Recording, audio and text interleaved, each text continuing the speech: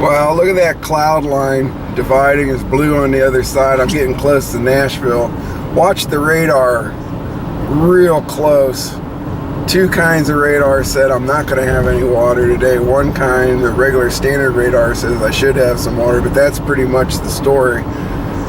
The rain was coming down pretty heavy in the county, but man, it stopped right at almost exactly where I'm going to be. So it's going to be hit or miss today as far as water, but I've got some backup plans today. I got some real cool projects for you today if it works out, so we're gonna have some fun.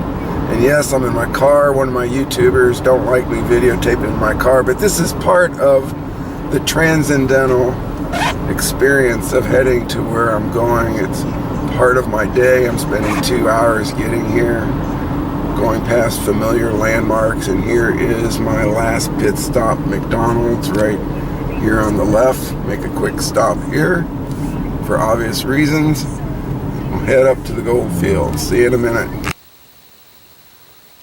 Well, there's a puddle, so it rained a little, but looky here, this doesn't look so good. Here's my main stream. Let me get down here.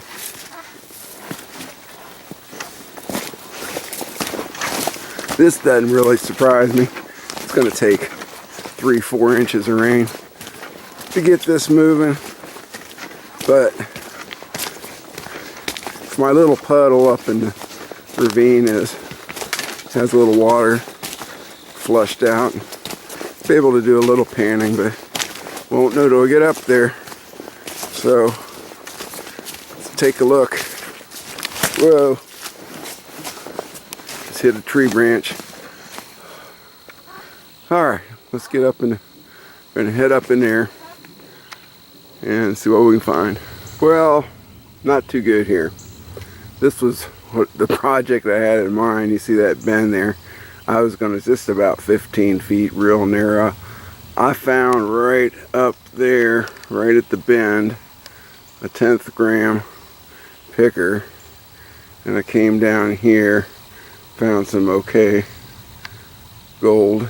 You see that drop off there, and there was a nice pool of water right here. Well, not real nice. Worked it maybe 2 buckets, and I mean, it was thick as gravy, and I had to stop. But there's not been enough rain. You can just see that's my mud tailings there. I'd worked down this way, just doing some spot sampling. Saw a big rock sticking out. Cleaned that out down to bedrock. Really didn't find anything. Boy, that looked good. A big, nice big boulder, good indicator, but just wasn't anything down here. And that's when I went back up here, and it was actually got me intrigued here. Just love that little drop off. Worked up around there a little bit, and again, so I thought I was going to take all this out of here just to satisfy my curiosity, but that's not going to happen. Let's go up to where some water settles sometimes, see what it looks like. Well, no go up in the gully, man. There was nothing up there, so I'm down on the main stream, and I walked upstream from where I entered. Been here before. I don't think this is natural. The foresters did a clear cut just upstream from here on the right, and I'm convinced that they loaded this stream up with logs to dam this up to probably let the silt fall out. Eventually this is going to blow out, and I've been meaning to check this because it'd be really nice to expose a lot of bedrock here, but this is still here. But for now, we do have a pool here, and this is the only water I found.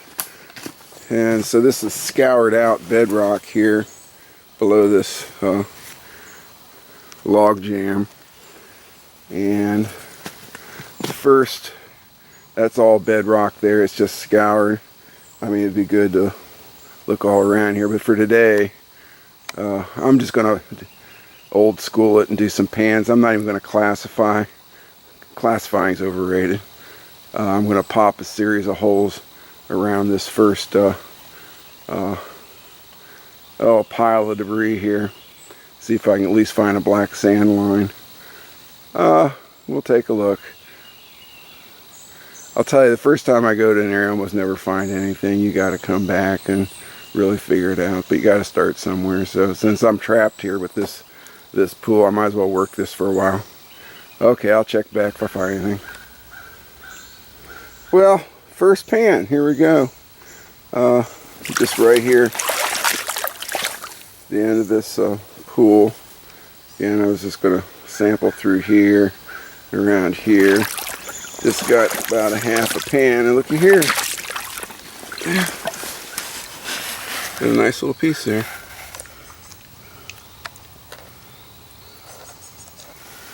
Yeah, that's not bad. It's probably a 40, maybe even a 30. Alright, well, maybe Prospector John will take care of me today for driving all the way up here and hanging out with him for the day, so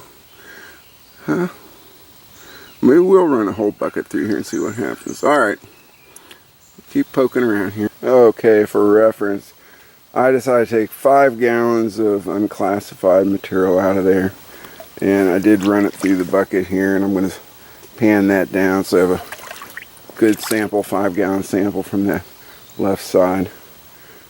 Notice I just told you a minute ago I'm not going to do that, but you got to be adaptive and adjust to what's going on. So had some micro gold in that nice flake. That means you better do a solid sample here.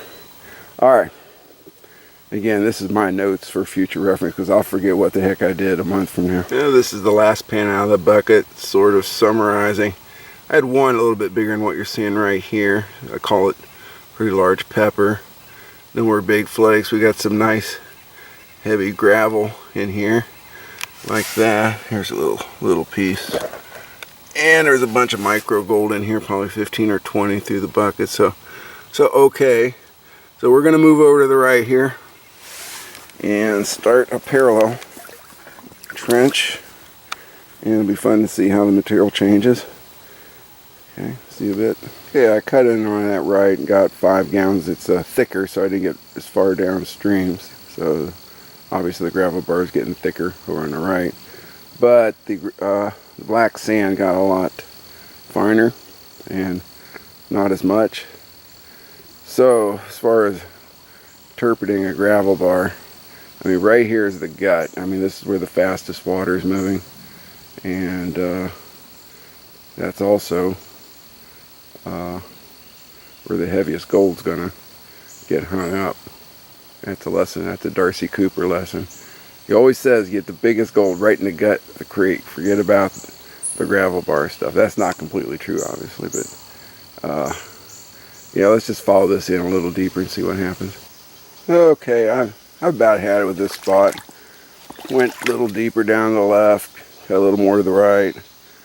Went down near that next flat. Did a pan or two there, came in from the end, and actually got some nice flour down there. But and I went up here. It's a big rock. I flipped that over. Really didn't get much there. Generally don't do well in those big boils right after a dam like that. So I don't know, I'm thinking I'm standing in the only water in the county, so what to do? Yeah, one of my tried and true spots is up the valley a little bit. If I can get around this log jam, I think I get, looks like hunters might, looks like a little trail up to the left. I might be able to hop those logs on the bank, but this isn't very far. It's just probably closer. I can walk the road back my car. So let's head up the valley. I am upstream, and this is a place I've been to a million times.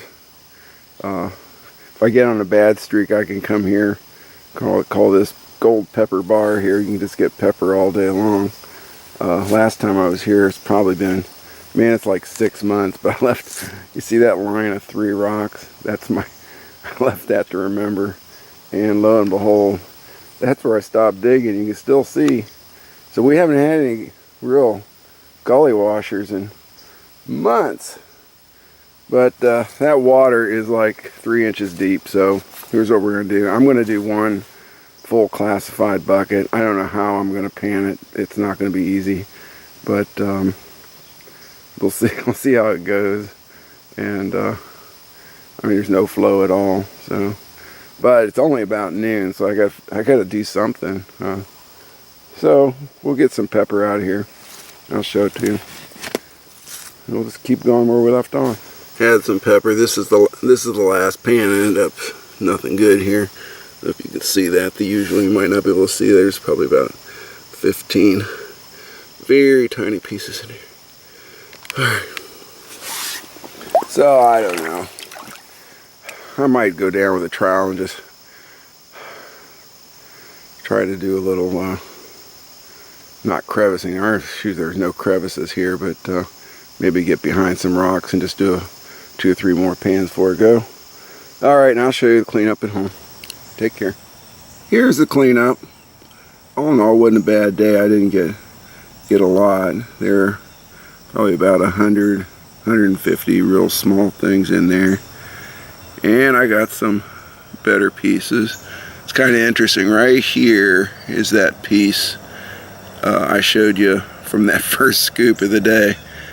And notice there's a big one to the right. After that last clip, I was getting ready to leave, and I decided to run back up to the place where I wanted to dig in the first place. It's an earlier clip, and I knew there was gold in there because I think I mentioned that I'd sampled there before. I actually took a 1/10 of a gram picker out of there.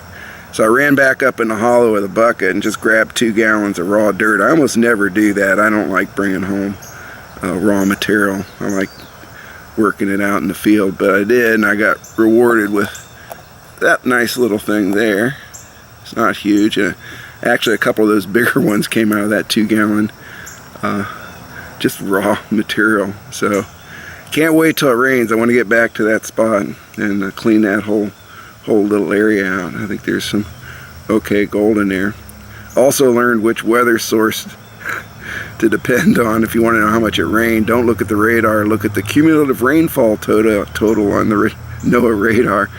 So that little spot in the county got almost no rain, and that's why I was looking for puddles.